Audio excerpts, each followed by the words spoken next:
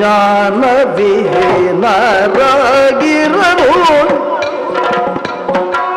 ಜ್ಞಾನ ವಿಹೀನರಾಗಿರಲು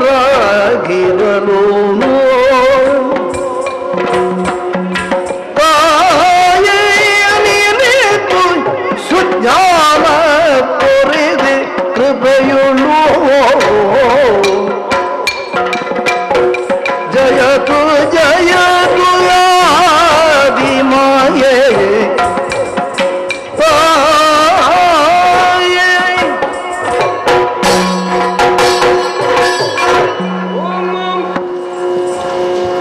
ಹುಟ್ಟಿಕೊಂಡ ಕಾಲಕ್ಕೆ ಅನಾಥ ಪ್ರಜ್ಞೆ ನಮ್ಮನ್ನು ಕಾಡುತ್ತಿತ್ತು. ಒದಗಿ ಬಂದಂತಹ ಪ್ರಚೋದನೆಗನುಗುಣವಾಗಿ ನಡೆದ ಕಾಲಕ್ಕೆ ನನ್ನ ಕಣ್ಣ ಮುಂದೆ ಕಾಣಿಸಿಕೊಂಡವಳು ನೀವು. ನಾಲ್ದೆಸೆಯನ್ನು ನೋಡಿದೆವು ಅಂತಾದರೆ ಬೇರೆ ಯಾರನ್ನೂ ನಾವು ಕಂಡದ್ದಿಲ್ಲ ಎನ್ನುವುದರಿಂದಲೇ ಸಾನುರಾಗವೊಂದಿರಿಸಿ ನಮ್ಮನ್ನು ಪೊರೆಯುವುದಕ್ಕೆ ನೀನಲ್ಲದೆ ಅನ್ಯರಾರೂ ಇಲ್ಲ ಎನ್ನುವಂತಹ ಸ್ಪಷ್ಟ ನಿರ್ಣಯದಿಂದ ನಿನ್ನ ಅಡೆದಾವರಿಗಳಿಗೆ ನಾವು ಕೊಡಬಟ್ಟವರಿದ್ದೇವೆ. ಈಗಷ್ಟು ಬೇಕೋ ಎಷ್ಟನ್ನು ಯೋಚಿಸುವುದಕ್ಕೆ ಎಷ್ಟನ್ನು ನುಡಿಯುವುದಕ್ಕೆ ಸಾಧ್ಯವೋ ಅಷ್ಟಾದ ಜ್ಞಾನವನ್ನು ಮಾತ್ರ ನೀನು ಒದಗಿಸಿತ್ತವಳು. ಇದಕ್ಕೂ ಹೆಚ್ಚಿನ ಜ್ಞಾನವನ್ನಿತ್ತು ನಾವು ಮುಂದೆ ಏನಿರಬೇಕು, ಹೇಗೆ ನಡೆಯಬೇಕು ಎನ್ನುವುದನ್ನು ತಿಳಿಸಿ ನಮ್ಮನ್ನೆಲ್ಲ ಉತ್ತರಿಸಬೇಕಮ್ಮ, ಉತ್ತರಿಸಬೇಕು, ಉತ್ತರಿಸಬೇಕು. ಜಯ ಜಯ ಜಯ ಜಯ ಜಯ ಜಯ ಜಯ. ಹರಿಹರ ಹರಜೋದಿ ಮೂವರಿಗೆ ಇರುವುದು ನಿನ್ನಿಂದ ಘನ ಕಾರ್ಯಕ್ಕೆ ವರದ ಬೆನೆದ ನಿಮಗೆ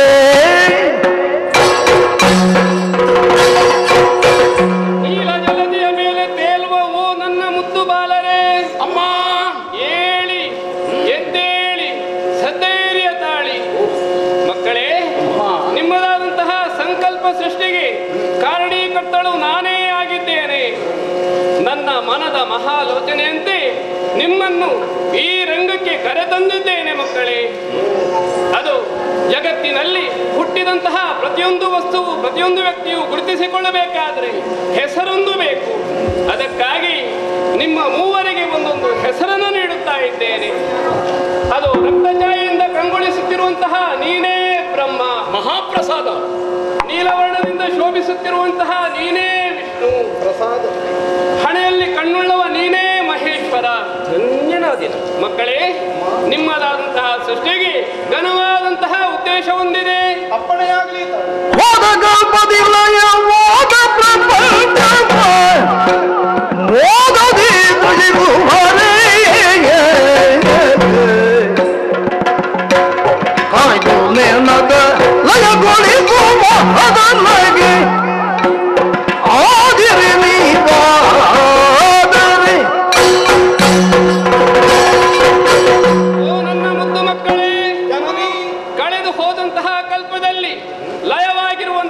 ಪ್ರಪಂಚವೊಂದು ನಿಕ್ಷೇಪವಾಗಿದೆ. ಆ ನಿಕ್ಷೇಪವನ್ನ ಮೇಲೆತ್ತಿ ಅದರಿಂದ ಸೃಷ್ಟಿಯನ್ನು ಪುನರಪಿ ಮಾಡಬೇಕು.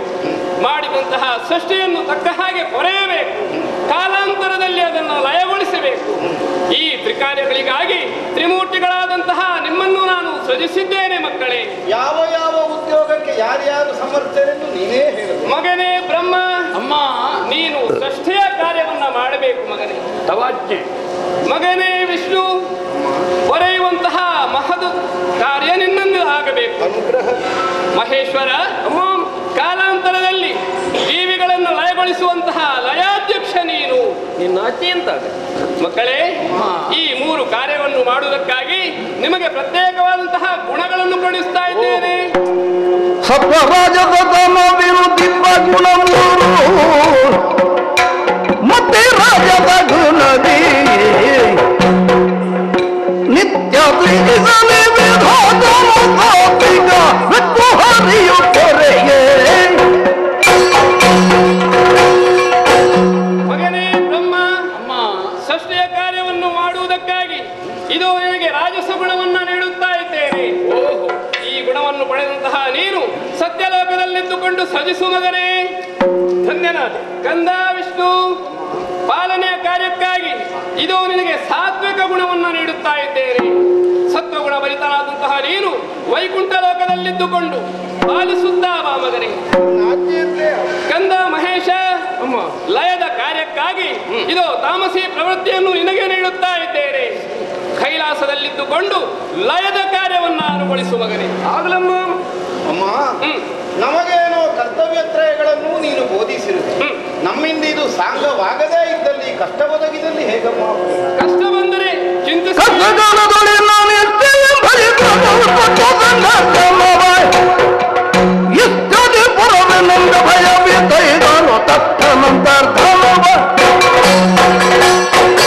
ಮಕ್ಕಳೇ.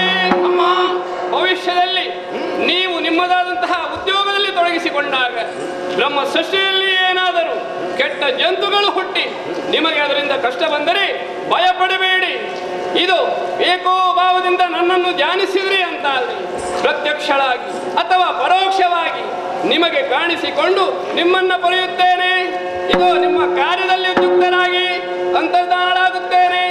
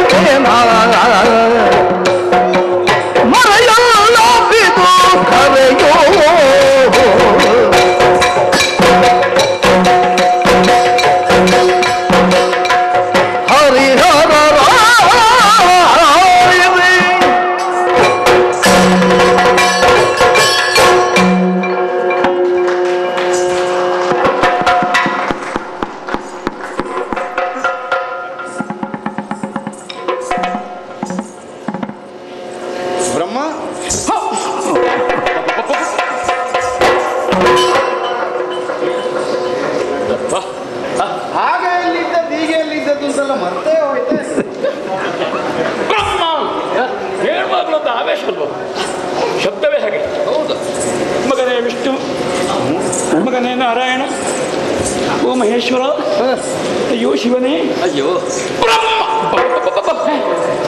ಒಂದು ಏನು ಸಂಚಾರ ಅಂತ ಗೊತ್ತಾಗೋದಿಲ್ಲ. ಹೌದಾ? ಬ್ರಹ್ಮ ಬ್ರಹ್ಮ ಪುಣ್ಯಾತ್ಮ, ನಾನು ಬ್ರಹ್ಮ. ಏನಾಯ್ತು ಈಗ? ಬ್ರಹ್ಮ ಪುಣ್ಯಾತ್ಮ, ಇನ್ನು ನೀವು ತಿಳ್ಕೊಳ್ಬೇಡಿ, ಬ್ರಹ್ಮ ಪುಣ್ಯಾತ್ಮ. ಮತ್ತೆ ವಿಷಯ ಅಂತದ್ದು ಒಂದು ಗಳಿಗೆಯಲ್ಲಿ ಪ್ರಸಂಗ ಇಲ್ಲಿಗೆ ಬಂತು ನೋಡು. ಎಲ್ಲಿ ನಾವು ಮೂವರು ಸ್ತುತಿ ಮಾಡಿದ್ದು, ನಾನು ಒಟ್ಟಿಗೆ ಸೇರಿಕೊಂಡದ್ದು ನಿಮಗೆ ಧೈರ್ಯಕ್ಕೆ. ಯಾಕೆ ಸೃಷ್ಟಿಯಾಗಿದ್ದೇವೆ, ಎಲ್ಲಿದ್ದೇವೆ, ಯಾಕೆ ಅಡಿ ಸಿಗಲಿಲ್ಲ, ಯಾಕೆ ಮೇಲೆ ಇಲ್ಲ, ಯಾಕೆ ಮಧ್ಯೆ ಇದ್ದೇವೆ. ಜಯ ಜಯ ಜಯ ಜಯ ಜಯತು ಜಯ ಆದಿಮಾಯಿ ನಮ್ಮ ಪ್ರತ್ಯಕ್ಷಳಾದ. ಒಬ್ಬೊಬ್ಬರಿಗೂ ನಾಮಕರಣ, ಒಬ್ಬೊಬ್ಬರಿಗೂ ಉದ್ಯೋಗ. ಹೌದು ತಾನೆ? ಮಗನೇ ಬ್ರಹ್ಮ ಆ ಸ್ವರವೇ ಹಾಗೆ ಪಂಚಮದಲ್ಲಿ ಹೇಗೆ ತೆಗೆದ್ರು ಆ ತಾಯಿಯಿಂದ. ಮಗನೇ ವಿಷ್ಣು, ಮತ್ತೆ ಮತ್ತೆ ಮಗನೇ ಮಹೇಶ್ವರ ಹೇಳುವಾಗಲೇ ಹಾಗೆ. ಹೌದು, ಸೃಷ್ಟಿಯ ಕಾರ್ಯವನ್ನು ಅಮ್ಮ ನನಗೆ ಕರುಣಿಸಿ. ಒಂದು ಉದ್ಯೋಗಕ್ಕೆ ತರೋಣ, ಒಂದು ವ್ಯವಸ್ಥೆಗೆ ಹೋಗುವಾಗ ಯಾರು ವ್ಯವಸ್ಥಕ ಅಂತ ಬೇಡುವ, ಯಾರು ಆಯೋಜಕ ಅಂತ ಬೇಡುವ, ಯಾರು ಸಂಯೋಜಕ ಅಂತ ಬೇಡುವ, ಯಾರು ನಿರ್ದೇಶಕ ಅಂತ ಬೇಡುವ? ಬೇಕಲ್ಲ, ಅದಕ್ಕೆಲ್ವ ನಾವು ಸ್ತುತಿ ಮಾಡಿದ್ದ ಅಮ್ಮನನ್ನು. ಅಮ್ಮ ಬಂದು ಉದ್ಯೋಗ ಕೊಟ್ಟು ಹೋದ್ಲು. ಇನ್ನೊಂದು ಏಕಸೂತ್ರದಲ್ಲಿ ಪ್ರಸಂಗವನ್ನು ಮುನ್ನಡೆಸಬೇಕೋ ಬೇಡುವ, ನಿಮ್ಮನ್ನು ನಿಯಂತ್ರಿಸಬೇಕೋ ಬೇಡುವ? ಪ್ರಸಂಗ ಮುನ್ನಡೆಸಲಿಕ್ಕೆ ನಮ್ಮನ್ನು ಸೃಷ್ಟಿ ಮಾಡಿದ್ದು ನಮ್ಮನ್ನು. ಆದ್ರೆ ನಿಮ್ಮ ಉದ್ಯೋಗ ಏನು? ನಿಮ್ಮ ಬಣ್ಣದಿಂದ, ನಿಮ್ಮ ವರ್ಣದಿಂದ, ನಿಮ್ಮ ಉದ್ಯೋಗದಿಂದ ಎಲ್ಲ ಆಲೋಚನೆ ಮಾಡುವಾಗ ನಾನು ಆಲೋಚನೆ ಮಾಡೋದು. ಅಮ್ಮ ಮೊದಲು ಕರೆದದ್ದು ನನ್ನನ್ನು, ಮೊದಲು ನಾಮಕರಣ ನನಗೆ.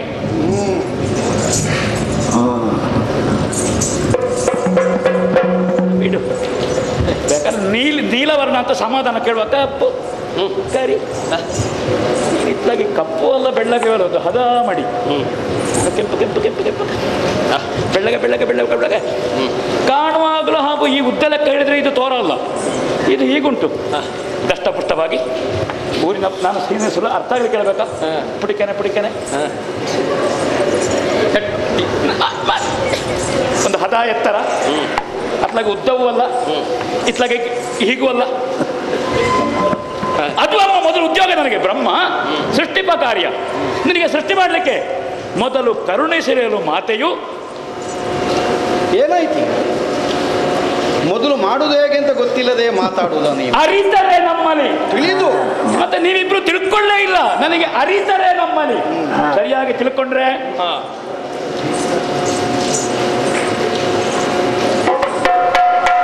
ಇದು ಮಾತು ಕಡಿಮೆ ಮಾಡ್ಲಿಕ್ಕೆ ಅಭಿನಯ. ಹಿರಿಯವ ನೈಸೆ ನಾನು ಹೇಳಿದೆ ಅಂತ ಬೇಸರ ಮಾಡಬೇಡ, ನಿನಗೆ ಗೊತ್ತಾಗ್ತದೆ ನಾನು ಹಿರಿಯ ಅಂತ. ಆಗ ನಾ ಹೇಳಿ ಕಾಣಲಿಕ್ಕೆ ನೀನು ನನಗಿಂತ ಉದ್ದ ಇದ್ದಿ. ಹೌದು, ಹಿರಿಯವನು. ಅದಕ್ಕಾಗಿ ನೀವಿಬ್ಬರು ಪ್ರಾಮಾಣಿಕವಾಗಿ ಒಪ್ಪಿಕೊಂಡು, ಪ್ರಪಂಚದಲ್ಲಿ ಪ್ರಾಮಾಣಿಕತನಕ್ಕಿಂತ ಬೇರೆ ಯಾವುದೂ ಇಲ್ಲ. ಬನ್ನಿ, ನೀನು ಬಲಗಾಲ ಆದರೆ ಬಲಗಾಲು, ನೀ ಎಡಗಾಲ ಆದರೆ ಎಡಗಾಲು. ನಿಮಗಿಬ್ಬರು ಅನುಗ್ರಹ ಮಾಡ್ತೇನೆ. ನನ್ನನ್ನು ಅಣ್ಣ ಅಂತ ನೀವು ಒಪ್ಪಿಕೊಳ್ಳೋದು ನಿಜವಾಗಿ ಒಳ್ಳೆಯದು, ಪ್ರಾಮಾಣಿಕವಾಗಿ. ಬ್ರಹ್ಮ, ಮಾತಿನಲ್ಲಿ ವಿನೋದವಿರುವೆ, ಹಾಸ್ಯರಸದಿಂದಿದ್ದಂತಹ ವಕ್ತೃತ್ವ ಪ್ರಪಂಚದಲ್ಲಿ ಅನೇಕ ಮಿತ್ರರನ್ನು ಸಂಪಾದಿಸುತ್ತದೆ. ಆದರೆ ಮಾತು ಹಾಸ್ಯಾಸ್ಪದವಾದ ಯಾಕೆ?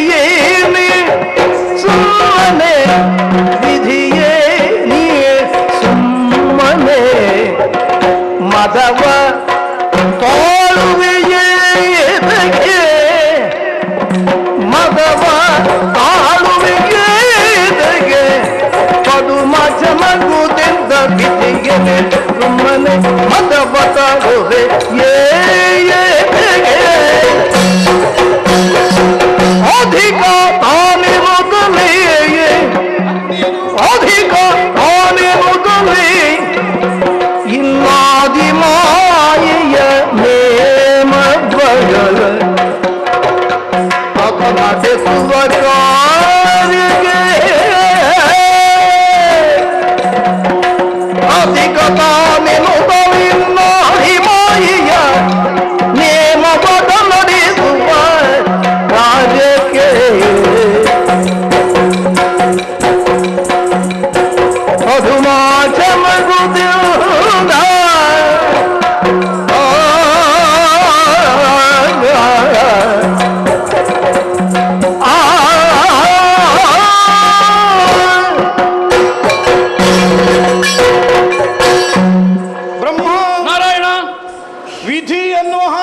ನನ್ನನ್ನು ಗುರುತಿಸಿದರು.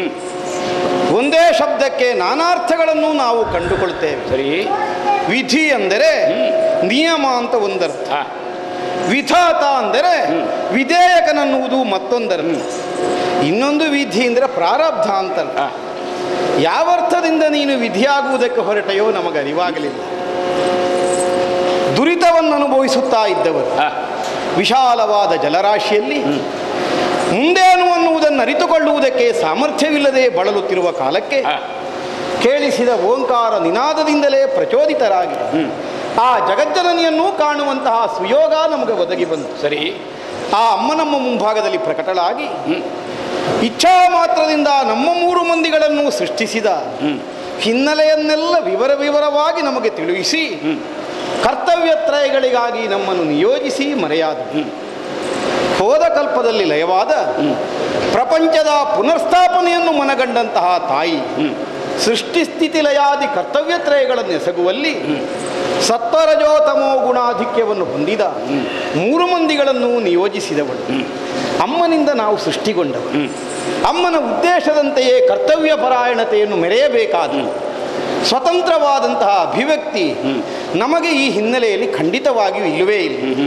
ನಿನಗೆ ಸೃಷ್ಟಿಯ ಅಧಿಕಾರ, ನನಗೆ ಪಾಲಿಸುವ ಹೊಣೆ, ಇವನಿಗೆ ಲಯವನ್ನುಗೊಳಿಸುವಂತಹ ಕರ್ತವ್ಯ, ಇದನ್ನು 3 ಅಮ್ಮನೇ ನಿಯೋಜಿಸಿದವಳು. ಸ್ವತಂತ್ರವಾಗಿ ನಮಗೊಂದು ಉದ್ಯೋಗ, ನಾವಿರುವುದಕ್ಕೊಂದು ಸ್ಥಾನ, ನಮ್ಮ ಹಿನ್ನೆಲೆಯ ಸ್ವಭಾವ, ಇದೆಲ್ಲವನ್ನು ಗುರುತಿಸಿಕೊಳ್ಳುವಂತಹ ಮಟ್ಟಕ್ಕೆ ನಾವು ಈ ಹಿಂದೆಯೇ ಬಂದಿದ್ದೇವೆಂದಾದರೆ ಯಾವನು ಜ್ಯೇಷ್ಠನು ಯಾವನು ಕನಿಷ್ಠನು ಇದನ್ನು ಗುರುತಿಸಿಕೊಳ್ಳುವುದಕ್ಕೆ ಸಾಧ್ಯವಾಗ್ತಿತ್ತು. ಏನು ನೀನು ವಿಧಿಯೇ ಅಂದರೆ ನಮಗೆ ವಿಧಿಸುವುದಕ್ಕಿದ್ದವನೇ ಅಲ್ವೇ ಅಲ್ಲ. ನಮಗೆ ಯಾರು ನಿಯಾಮಕಳು ಕೇಳಿದರೆ ಜಗಜ್ಜನ ನಮ್ಮ ಮುಂಭಾಗದಲ್ಲಿ ಪ್ರಕಟಳಾಗಿ ಇಷ್ಟೆಲ್ಲವನ್ನು ಅರುಹಿ ನಮ್ಮನ್ನು ನಿರ್ದೇಶಿಸಿ ಯಾಕೆ ಮರೆಯಾದ ಮೇಲೆ ಸುಮ್ಮನೆ ಯಾಕೆ ತಾನೊಬ್ಬ ಅಧಿಕನಿದ್ದೇನೆ, ಮಿಕ್ಕುಳಿದವರು ಕನಿಷ್ಠರಿದ್ದಾರೆ, ನಮ್ಮೊಳಗೆ ಪರಸ್ಪರವಾದಂತಹ ಭೇದ ಭಾವವನ್ನು ಹುಟ್ಟು ಹಾಕಬೇಕಾದ ಯಾವ ಅವಶ್ಯಕತೆಯೂ ನನಗೆ ಮನಗಾಣುವುದಿಲ್ಲ. ಅದರ ಅವಶ್ಯಕತೆ ಇಲ್ಲ. ಅಮ್ಮನಿತ್ತಂತೆ ಉದ್ಯೋಗ ಮಾಡುವುದಕ್ಕಿದ್ದವರು, ಅದರಲ್ಲಿ ನಮಗೆ ಪೂರ್ಣ ಸ್ವಾತಂತ್ರ್ಯ ಇಲ್ಲ. ಮಾಡೆನೆಂದು ಹೇಳುವುದಕ್ಕಿಲ್ಲ, ಮಾಡಬೇಕೆಂದು ಹಠ ಹಿಡಿಯುವುದಕ್ಕಿಲ್ಲ. ಎಲ್ಲ ಅಮ್ಮನ ಇಚ್ಛಾನುಸಾರವಾಗಿ ಮುಂದುವರಿಯಬೇಕೆಂದ ಮೇಲೆ ನೀನು ಯಾಕೆ ದೊಡ್ಡವನಾಗಬೇಕು, ನಾವು ಯಾಕೆ ಸಣ್ಣವರು ಅಂತ ಅನ್ನಿಸಿಕೊಳ್ಳಬೇಕು? 3 ಸಮಾನ ಭಾವದಿಂದ ನಮಗೆ ಮುಂದುವರಿಯುವುದಕ್ಕೆ ಸಾಧ್ಯವಾಗ್ತಿತ್ತು ಅಲ್ಲ. ಮುಂದಿನ ವ್ಯವಸ್ಥೆಗೊಂದಂತಹ ಅನುಕೂಲ್ಯ ಬೇಕು ಅನ್ನೋ ಹಾಗೆ ಕಲ್ಪಿಸುವುದಾದರೂ ನೀನೇ ಯಾಕೆ ದೊಡ್ಡವನಾಗಬೇಕು, ನಾನು ಯಾಕೆ ಕನಿಷ್ಠನಿರಬೇಕು? ನಿನಗೆ ಸೃಷ್ಟಿಯ ಅಧಿಕಾರವಿದೆ, ನನಗೆ ಪಾಲಿಸುವ ಹೊಣೆ ಇದೆ, ಅವನಿಗೆ ಲಯದ ಅಧಿಕಾರ ಇದೆ, 3 ಪ್ರತ್ಯೇಕವಾದ ಹೆಸರಿದೆ, ವಾಸಿಸುವುದಕ್ಕೆ ಲೋಕ ಇದೆ, ಗುರುತಿಸುವುದಕ್ಕೆ ಗುಣ ಇದೆ. ಅಷ್ಟಿದ್ದ ಮೇಲೆ ನಿನಗಿಂತ ಏನೇನೂ ಕಡಿಮೆಯವರಲ್ಲದೆ ಇದ್ದ ನಮ್ಮನ್ನು ಕನಿಷ್ಠರಾಗಿ ಕಾಣಬೇಕಾದದ್ದು ಯಾಕೆ? ಇನ್ನೊಂದು ಹೇಳೋ ಬ್ರಹ್ಮ, ದೊಡ್ಡವನಾದರೆ ಆಡಿ ತೋರಿಸಬೇಕಾದ ಅವಶ್ಯಕತೆ ಇಲ್ಲ. ಈಗ ಆದಿಮಾಯ ಪ್ರಕಟಳಾದ ಕಾಲಕ್ಕೆ ಕೈ ಮುಗಿಬೇಕು ಅಂತ ನಮಗೆ ಯಾರಾದರೂ ಮಾರ್ಗನಿರ್ದೇಶನ ಮಾಡಿದರು. ಆ ಆಕರ್ಷಣೆಗೆ ನಾವು ತಲೆಬಾಗುವಂತಹ ಸನ್ನಿವೇಶ ಅಲ್ಲಿ ಸೃಷ್ಟಿಯಾಗಿದೆ. ಇಲ್ಲಿ ದೊಡ್ಡದು ಉಂಟು ಅಂತಾದರೆ ನಮ್ಮ ಕೈ ಜೋಡುತ್ತದೆ. ನಾನಾಗಿ ಹೇಳಿಕೊಳ್ಬಾರ್ದು, ನಾನು ದೊಡ್ಡವ, ನನಗೆ ಗೌರವ ಕೊಡಿ ಅಂದರೆ ಮರ್ಯಾದೆ ಕಡಿಮೆ ಆಗಿದೆ. ಯಾಕೆ ಹೀಗೆಲ್ಲ ಮಾತಾಡ್ತೀ? ದೊಡ್ಡವ ಅಂತಲೂ ತಾನು ಹೇಳುವುದಿಲ್ಲ, ನನ್ನನ್ನು ಸಣ್ಣವ ಅಂತಲೂ ಹೇಳುವುದಿಲ್ಲ, ನಾವು ಸಮಾನರು. ಇದು ಕಷ್ಟ ಆಗಿ ಹೋಯ್ತಲ್ಲ. ಇಷ್ಟು ಹೊತ್ತಲ್ಲೆಲ್ಲ ಉತ್ತರಿಸುವುದಕ್ಕೆ ಒಂದು ಕ್ಷಣ ಸಾಕಾಗ್ತದೆ.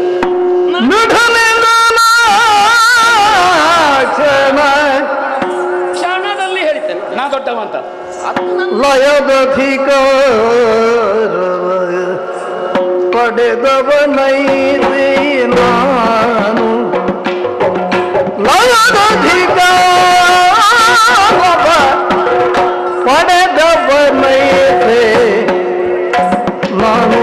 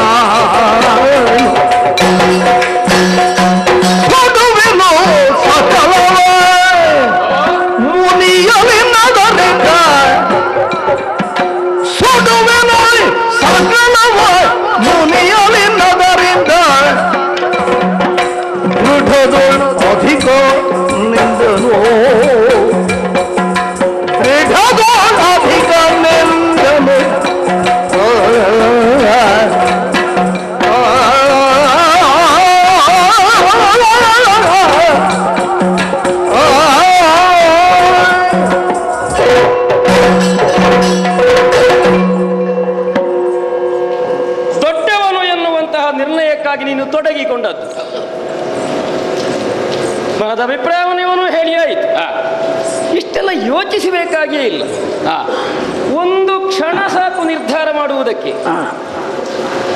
ಆ ಕ್ಷಣದಲ್ಲಿ ನಾನು ಹೇಳ್ತೇನೆ, ಹುಟ್ಟಾಗಿದೆ, ಬೇಕಾದನ್ನೆಲ್ಲ ಅಮ್ಮ ನಮ್ಮಲ್ಲಿ ತುಂಬಿದ್ದಾಳೆ. ಹೌದು, ಅಮ್ಮ ಹೇಳಿದ ಒಂದು ವಾಕ್ಯ ನಿರ್ಧಾರ ಆಗ್ತದೆ, ಎಲ್ಲವರು ದೊಡ್ಡವರು ಅಂತ.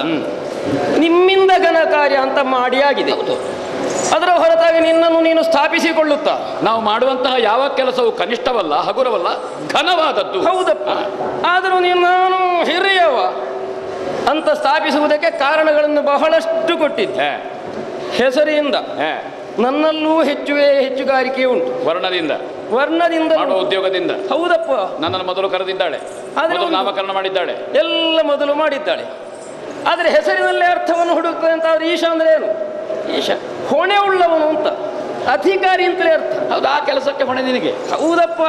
ಹಾಗೆ ನಿನಗೂ ಅಷ್ಟೇ ಅಲ್ಲೂ, ನಿನ್ನ ಕೆಲಸದಿಂದ ಆಚೆದಕ್ಕೆ ಹೊಣೆಗಾರಿಕೆ ಉಂಟು. ಇಲ್ಲ, ಅದಕ್ಕೆ ಮೀರಿ ಆಗುವ ಹಾಗಿಲ್ಲ ಎನ್ನುವಲ್ಲಿಗೆ ಎಲ್ಲಕ್ಕೂ ಒಡೆತನವನ್ನು ಹೊಂದಿದವನು ಎನ್ನುವ ಅರ್ಥವನ್ನು ಮಾಡುವುದಕ್ಕಾಗ್ತದೆ. ಆಮೇಲೆ ಲಯದ ಅಧಿಕಾರ, ಒಳ್ಳೆ ಹಿಡಿತ ಉಳ್ಳವನು ಅಂತ ಹೌದು, ಎಲ್ಲವನ್ನು ನಾಶ ಮಾಡುವವನು ಎನ್ನುವ ಅರ್ಥದಿಂದಲೂ ಹೌದು. ಇದನ್ನು ಹೊಂದಿದವನು ನಾನು. ವಾಸಿಸಕ್ಕೆ ಯೋಗ್ಯವಾದಂತಹ ಕ್ಷೇತ್ರವೂ ಇದೆ. ಇದೆಲ್ಲವನ್ನು ಹೊಂದಿದಂತಹ, ಮೃಡತ್ವವನ್ನು ಹೊಂದಿದಂತಹ ನಾನು ಅಧಿಕನಾಗುತ್ತೇನೆ ಎನ್ನುವುದಕ್ಕೆ ಒಂದು ಗಟ್ಟಿ ಸಾಕ್ಷಿಯನ್ನು ಗೊತ್ತು. ಯಾವುದು? ಹೊರಗಿಂದ್ರೆ ನೋಡಿದ್ರೆ ಸಾಕು. ಅಮ್ಮ ಆಡಿದ ಮಾತು ನೋಡು.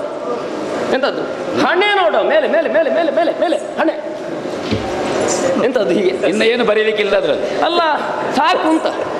ಆದ್ರೆ ಒಂದು ಅದು ನೋಡುವಾಗಲೇ ಗೊತ್ತಾಯ್ತು ನನಗೆ. ಎಂತ ಅಷ್ಟೇನಿಲ್ಲ ಅದ್ರ. ಅಲ್ಲ, ನಿನಗೆ ನೋಡುವ ಹಾಗೆ ನೋಡ್ಲಿಲ್ಲ, ಅಮ್ಮ ಹೇಳಿದ್ದನ್ನು ಕೇಳಿಸಿಕೊಳ್ಳಿಲ್ಲ ಅಂತ. ಏನು ಹೇಳಿದ್ದಮ್ಮ? ಬಾಲ ಪ್ರದೇಶದಲ್ಲಿ ಅಕ್ಷಿ ಉಳ್ಳವನು ಎನ್ನುವುದರಿಂದ ಹಣೆಯಲ್ಲಿ ಕಣ್ಣುಂಟು ಅಂತ. ಲಯದ ಅಧಿಕಾರವೇ ಬೇರೆ, ಕಿಚ್ಚು ಕಣ್ಣೇ ಬೇರೆ. ಇದು ವಿಶೇಷವಾದಂತಹ ಕೊಡುಗೆ ಎನ್ನುವಲ್ಲಿಗೆ ಅಂಗದಲ್ಲಿ ವರಿಷ್ಠತ್ವವನ್ನು ಹೊಂದಿದ್ದೇನೆ ಎನ್ನುವ ಕಾರಣಕ್ಕೆ ದೃಢದೋಳು ನಾನು ಅಧಿಕ, ನೀನಲ್ಲ. ಒಂದು ಕಣ್ಣು ನಿನಗೆ ಹೆಚ್ಚು. ನೋಡು ನೋಡು ನೋಡು ನೋಡು, ಸುಡುವೇನು ಕ್ಷಣದೋಳು ಸಕಲವನು. ಆದ್ರೆ ನಿಮ್ಮ ಉದ್ಯೋಗ ಯಾರನ್ನು ಅವಲಂಬಿಸಿದೆ ಅಂತ ಗೊತ್ತುಂಟಾ? ಮೊದಲು ಸೃಜಿಸಲು ಪದುಮಾಸ ಪೊರೆಯುವ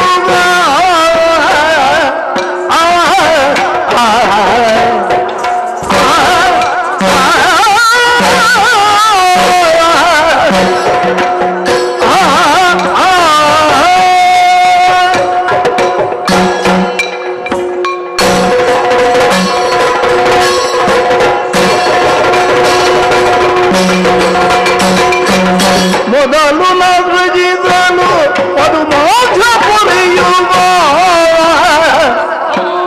ಅದ ಹರ ಲಯಗೋಳಿ ಪಾಯ, ಅದ ಹರ ಲಯಗೋಳಿ ಪಾಯ ಅಧಿಕ ಮಾನದರಿಂದ ಎಂದನ, ಅಧಿಕ ಮಾನದರಿಂದ ಮೂವರು ಎಂದನ. ವಿಧಿಯು ಮತವತಿರದೆ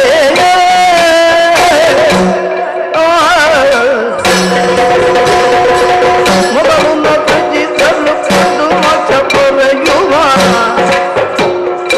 ಅದ ಲಯ ಗುಳಿಪ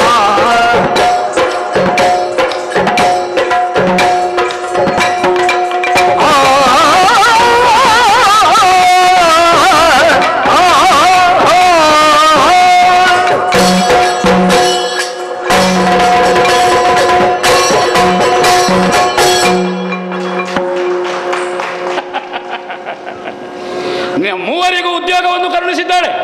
ಇರುವುದಕ್ಕೆ ಶಾಶ್ವತವಾದ ನೆಲೆ ಇದೆ, ವರ್ಣ ಇದೆ, ನಮಗೆ ಗುಣ ಇದೆ. ಆದರೆ ನನ್ನ ಉದ್ಯೋಗ ನಿಮ್ಮನ್ನು ಅವಲಂಬಿಸಿಕೊಂಡಿಲ್ಲ.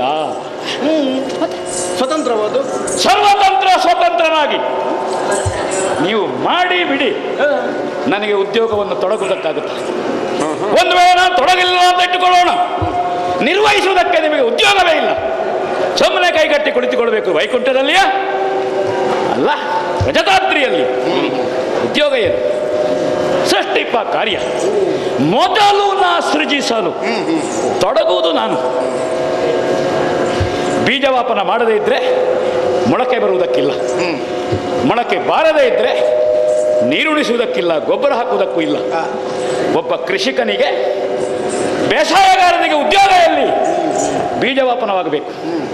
ಯಾವಾತ ಬೀಜವಾಪನ ಮಾಡ್ತಾನೆಯೋ ಅವ ಗೊಬ್ಬರ ಹಾಕುವವನಿಗೆ, ನೀರುಣಿಸುವವನಿಗೆ, ಕಾಯಿ ಕೊಯ್ಯುವವನಿಗೆ, ಹೂ ಕೀಳುವವನಿಗೆ ಉದ್ಯೋಗವನ್ನು ಕರುಣಿಸುವುದು. ಬೀಜವಾಪನವೇ ಆಗಲಿಲ್ಲ, ಬಾಕಿದವರು ಕೈಗಟ್ಟಿ ಕುಳಿತುಕೊಂಡು ಪ್ರಪಂಚದಲ್ಲಿ ಯಾರು ಕಾರಣ? ತಂದೆಯೇ ಕಾರಣ. ಪಿತೃ ವಿಧಾತ ದಾತ ಹೆಸರಿನಲ್ಲೇ ಉಂಟು. ನಿಮಗೆ ಉದ್ಯೋಗವನ್ನು ಕರುಣಿಸುವ ನಾನು ಮೊದಲು ಸೃಷ್ಟಿಸಿದಾಗ ಅದು ಹುಟ್ಟುತ್ತದೆ. ಲಕ್ಷ ಗಟ್ಟಲೆ ಜೀವರಾಶಿ ಪಿಪ್ಪಿಲಾಕಾರದಿಂದ ತೊಡಗಿ ಹೇರಾನೆಯವರೆಗೆ ಹಾರುವ ಹಕ್ಕಿ ಇರಬಹುದು, ಹರಿದಾಡುವ ಹಾವಿರಬಹುದು, ಗರ್ಜಿಸುವ ಮೃಗ ಇರಬಹುದು, ಓಡಾಡುವ ಮನುಷ್ಯ ಇರಬಹುದು, ಅಂಡಜ ಪಿಂಡಜ ಸ್ವೇದಜ ಉತ್ತಜ ಜೀವಜಾಲಗಳನ್ನು ಸೃಷ್ಟಿ ಮಾಡುವವ ನಾನು. ಅವರನ್ನು ಪಾಲಿಸುವ ಕೆಲಸ. ಇದು ಲಯ. ಅದೆಂಥದ್ದು ಲಯ? ಸಣ್ಣ ಮಾಡಿದಲ್ಲ, ಅದಕ್ಕಿಂತಲೂ ಮತ್ತೆ ದೊಡ್ಡದು. ಅವ ಪಾಲನೆ ಮಾಡಿ ಅದಕ್ಕೂ ಹಣೆ ಬರ ತೀರಿ ಆಯುಷ್ಯ ತೀರಿದ ಮೇಲೆ ನಿನಗೆ ಬೇಸರ ಆಗುವುದಿಲ್ಲ ಅಂತ ನಾ ಹೇಳ್ತೇನೆ. ತಪ್ಪು ತಿಳ್ಕೊಳ್ಳೋದು, ಹೆಣ ಬರಲಿಕ್ಕೆ ಜನ. ಅದೇ ಲಯ ಅಧಿಕಾರಿ ಆದ್ರೆ ಲಯ